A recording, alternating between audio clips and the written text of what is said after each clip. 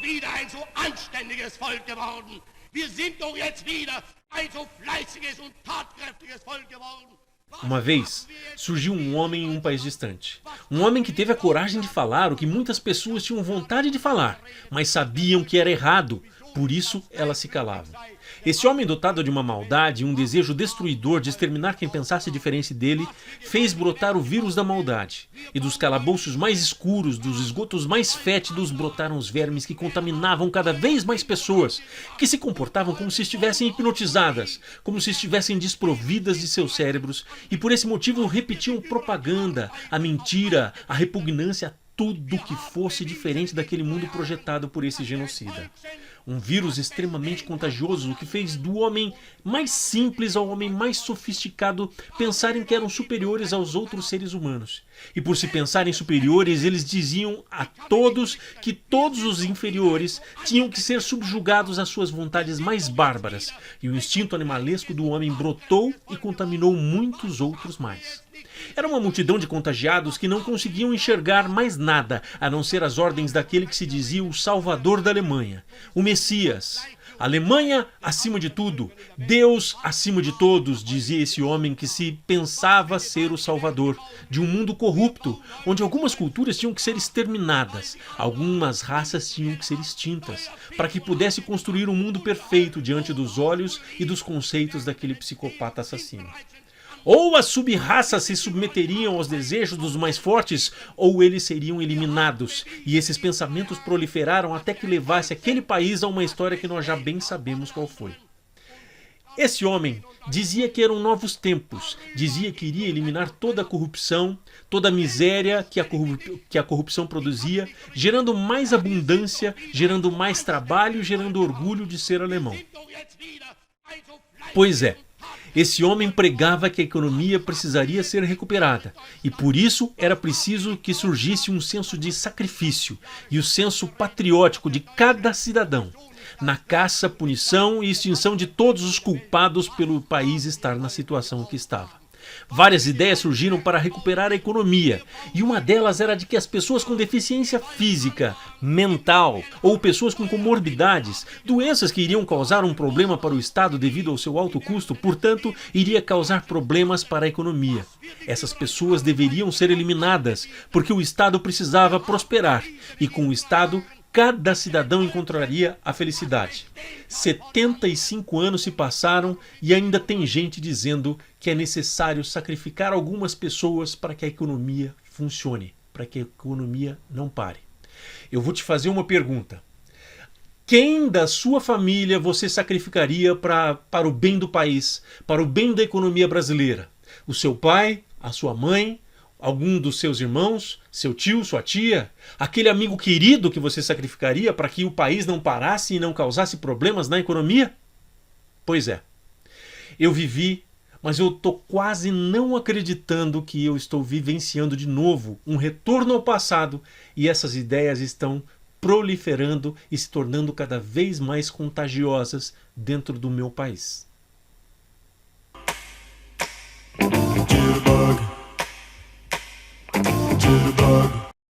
E aí, aquele cara que implantou, que trouxe de volta, ressuscitou a política nazista, a política do extermínio, a política dizendo que o mais fraco tem que morrer, o mais fraco tem que se subjugar às pessoas mais fortes. Esse cara que trouxe a política do ódio, da propaganda constante, falando diversas mentiras, porque sem a mentira é impossível que uma pessoa dessa se permaneça dentro do poder. Essa pessoa chega em rede nacional, dizendo que o importante agora é voltar à economia e por esse motivo interromper a quarentena. Porque afinal de contas, as pessoas vão morrer sim, mas que morram, afinal de contas elas são fracas, elas não têm condições de sobreviver.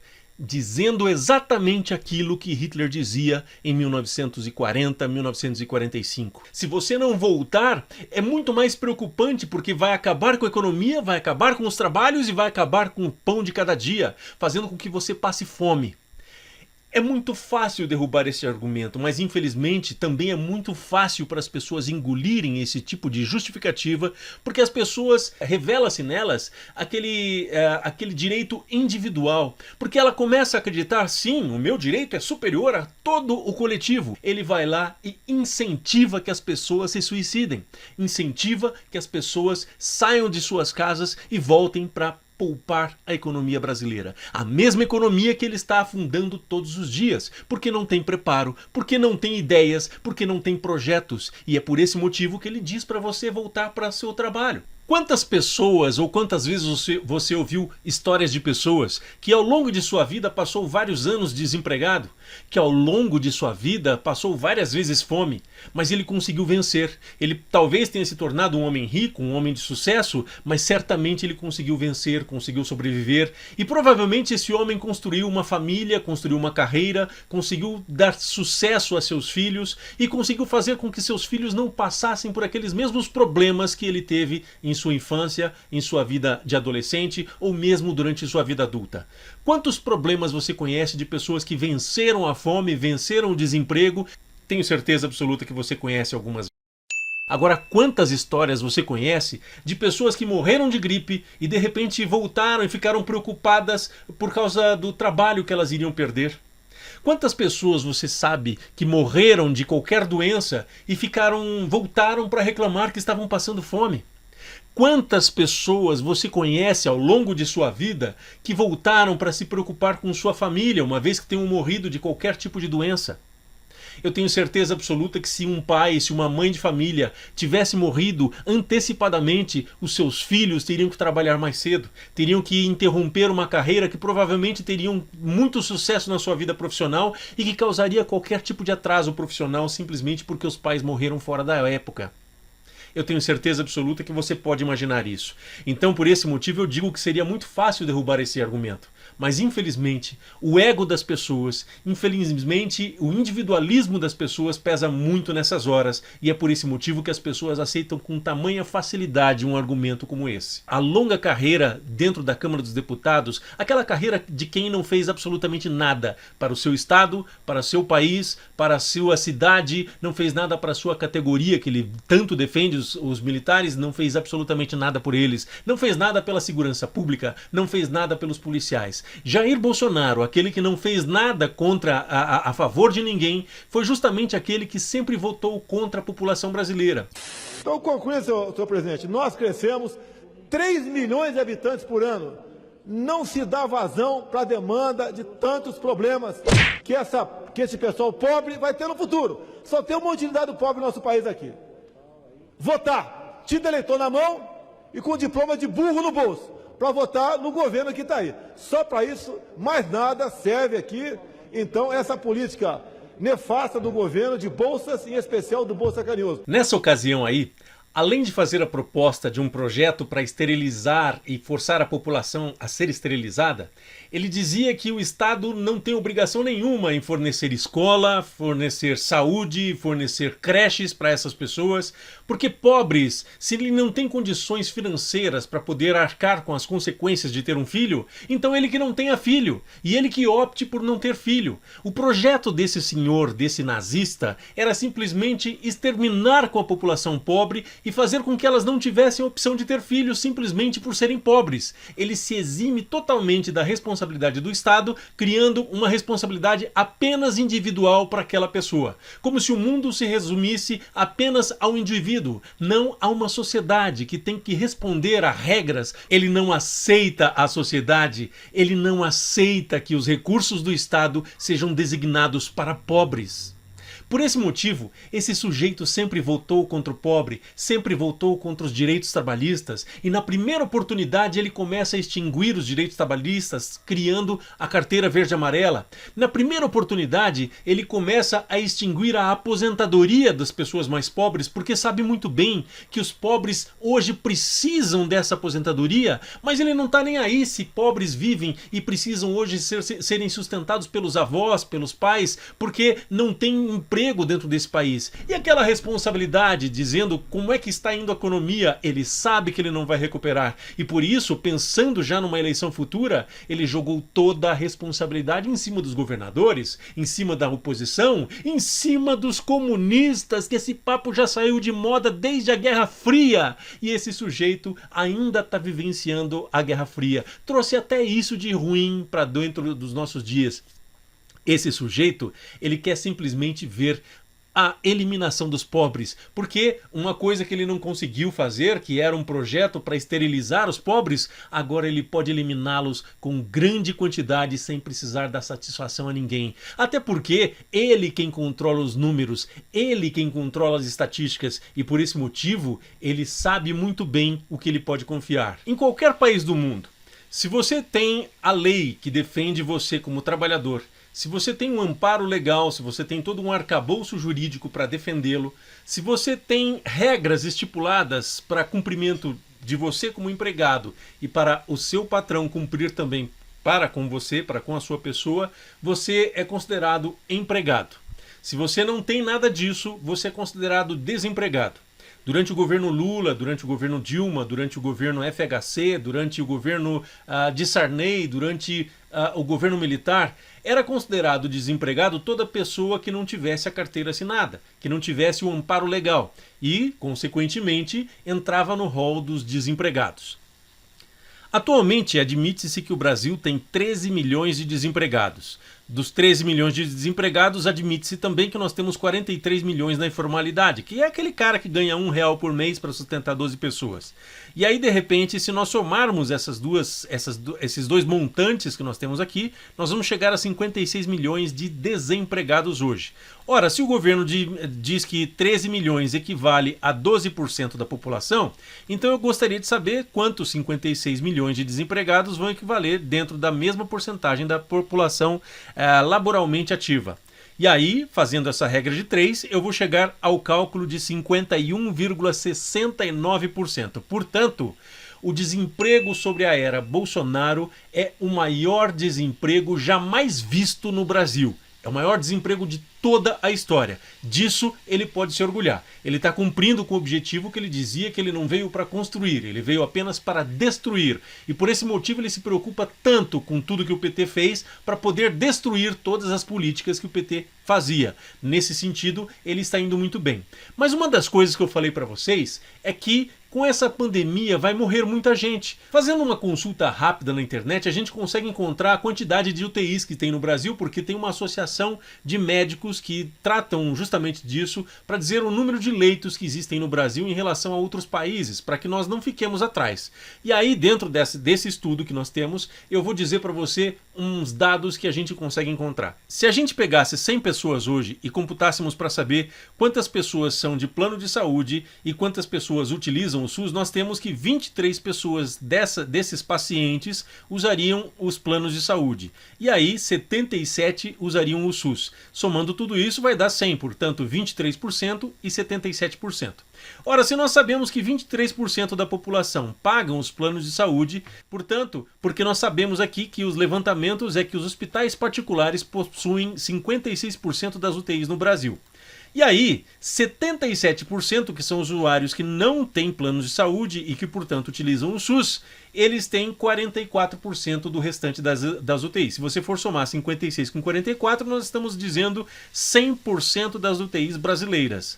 Ora, fazendo um cálculozinho, nós vamos chegar que para o SUS é 77 dividido por 44, nós vamos ter 1,75. Portanto, estão faltando UTIs para o SUS. Mas se eu for fazer o mesmo cálculo para o hospital privado, eu vou chegar à conclusão que tem 23 sobre 56, portanto é 0,40. Portanto, menos de um paciente por UTI. E é por esse motivo que Jair Bolsonaro faz tanta questão para exterminar os pobres. Ele faz tanta questão que o pobre volte a trabalhar. Porque ele sabe que quando essa doença chegar nas favelas, as favelas vão começar a cair e vão morrer muita gente sem o controle do Estado.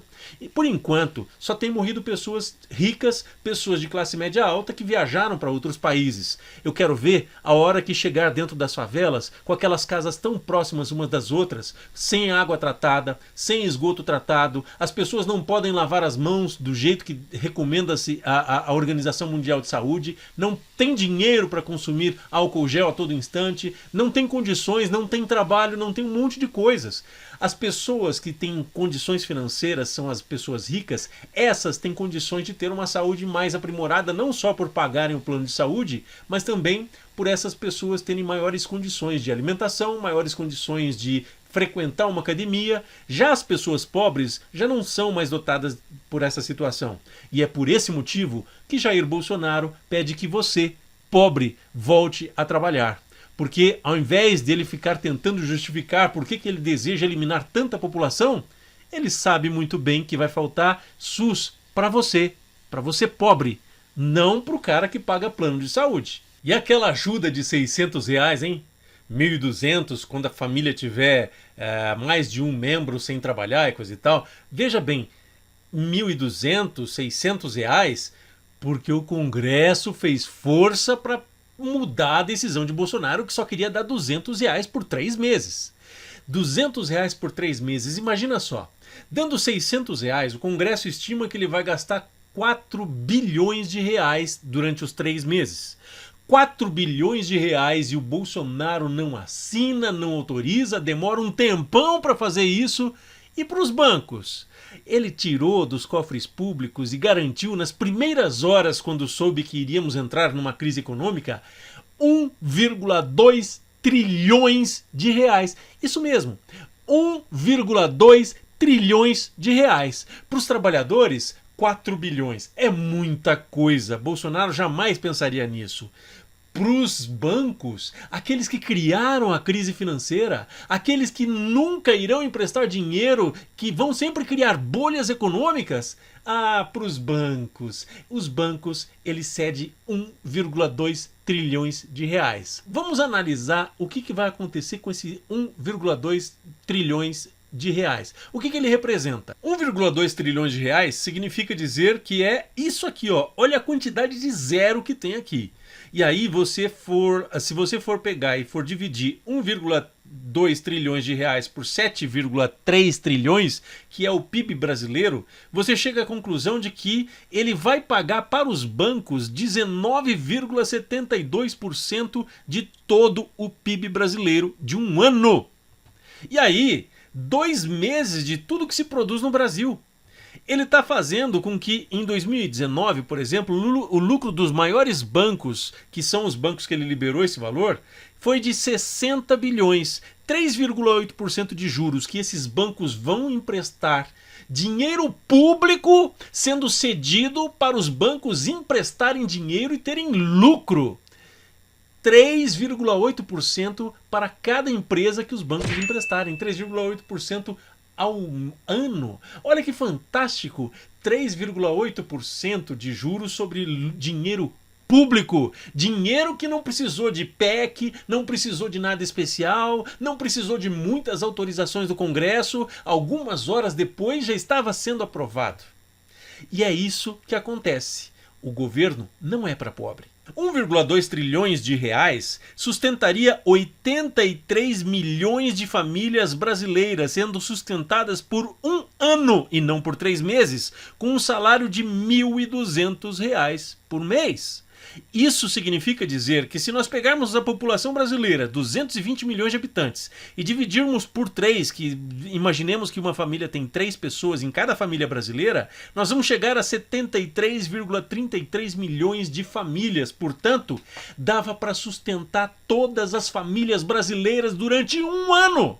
As famílias brasileiras fazendo compra no supermercado, as famílias brasileiras aquecendo o mercado brasileiro, ao invés de dar para o banco que vai ganhar dinheiro fazendo especulação.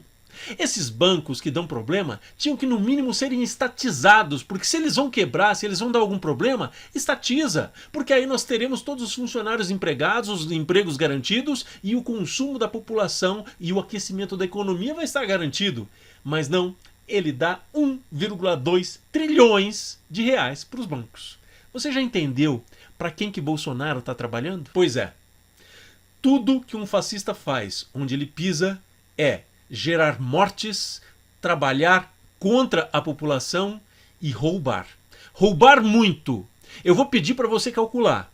Se antes, em toda a corrupção que acontecia, nós ouvimos falar de propinas de 22% do total, eu vou pedir para você perguntar: quanto dá 22% de 1,2 trilhões? Quem está recebendo isso? Paulo Guedes agora já pode sair do governo porque já fez o seu trabalho, já transferiu o maior valor, o maior roubo dos cofres públicos de toda a história. É para isso que os fascistas servem, para roubar a população e para matá-la. É hora de reagirmos. Aí você vê como é importante você votar.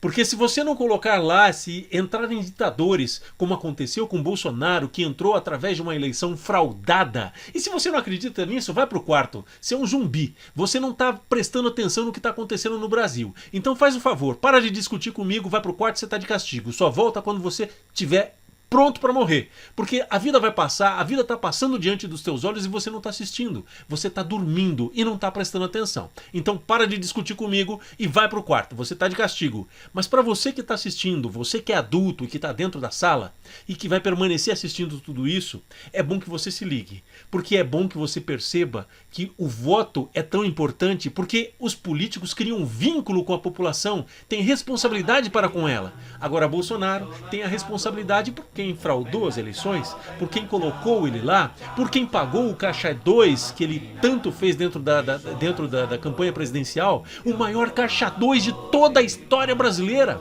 Para quem pagou toda a campanha, para quem paga as fake news que ele tanto hoje está sustentando com dinheiro público, 5 milhões sem concorrência. A primeira coisa que Bolsonaro fez foi tentar eliminar a lei de responsabilidade fiscal, a lei da transparência, para que ele não precisasse prestar declarações a respeito de todos os gastos que ele está fazendo. Eles estão aproveitando uma pandemia global, uma pandemia dentro do Brasil, para roubar a população. Portanto, fora fascismo, fora Bolsonaro, fora militares. Quero eleições honestas dessa vez. Quero eleições já. Quero presidentes realmente eleitos, que tenham compromisso com a população. A população que quer políticas que sejam voltadas para a maioria da população brasileira e não para aquela meia dúzia que são os mais ricos deste país e que fazem todo o país afundar toda vez que o Brasil começa a tentar colocar o nariz para fora dos buracos, para fora do lago, para tentar respirar.